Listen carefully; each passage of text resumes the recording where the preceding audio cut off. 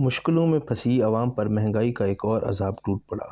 حکومت پاکستان نے IMF کی شرائط پوری کرنے کے لیے منی بجٹ پارلیمنٹ میں پیش کر دیا ہے اور اب عوام پر مزید 170 ارب روپے کا ٹیکس پڑے گا۔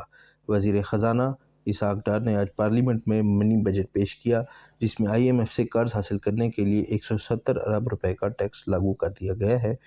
منی بجٹ میں جن چیزوں پر ٹیکس لگایا گیا ہے ان کی تفصیل میں آپ کو بتا دیتا ہوں۔ سب سے پہلے منی بجٹ میں جنرل سیلز ٹیکس کو بڑھا دیا گیا ہے۔ یاد رہے کہ پہلے جنرل سیل ٹیکس صرف 17% تھا، جس کو اب بڑھا کر 18% کر دیا گیا ہے۔ اس کو ہم اس مثال سے دیکھتے ہیں کہ اگر پیمپر کے ایک پیک کی قیمت کمپنی نے 1000 روپے رکھی ہے تو اس پر 17% ٹیکس بنتا تھا، جو کہ 170 روپے بنتا ہے، اور اب یہ ٹیکس جو ہے 180 روپے ہوگا، یعنی کہ اب آپ کو پیمپر کی قیمت 1180 روپے ادا کرنی پڑے گی۔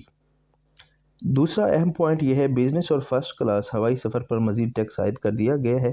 اس پر فیڈرل ایکسائز ڈیوٹی 20,000 روپے یا 50%، یعنی کہ ان دونوں میں سے جو بھی زیادہ ہوگی۔ مثال کے طور پر اگر 50% 25,000 بنتا ہے تو 50% لاگو ہوگا، اگر 50% 15,000 روپے بنتا ہے تو پھر 20,000 لاگو ہوگا۔ اب شادی کے فنکشن پر 10% کا ٹیکس عائد کر دیا گیا، یعنی کہ اب اگر میرج ہال میں شادی کریں گے تو میرج ہال کے مالکان ٹیکس کا پیسہ دولہے کی جیب سے نکالیں گے۔ اس کے علاوہ مشروبات پر بھی ٹیکس بڑھا دیا گیا ہے۔ آسائش کی اشیاء پر بھی ٹیکس بڑھا دیا گیا ہے۔ آسائش کی اشیاء پر ٹیکس 17% سے بڑھا کر 25% کر دیا گیا، یعنی کہ گاڑیوں وغیرہ پر ٹیکس جو ہے وہ اب 25% تک بڑھا دیا گیا ہے۔ بجٹ میں عام آدمی کے لیے کیا ہے؟ صرف ٹیکس عائد نہیں کیے گئے، اس میں کہیں کہیں ریلیف بھی دیا گیا ہے۔ بجٹ میں ضروریات زندگی کی اشیاء جیسے دودھ، دالیں، سبزیاں، چاول وغیرہ پر ٹیکس نہیں بڑھایا گیا، یعنی کہ ان پہ اتنا ہی ٹیکس ہوگا جو پہلے سے لاگو تھا، مزید ٹیکس لاگو نہیں ہوگا۔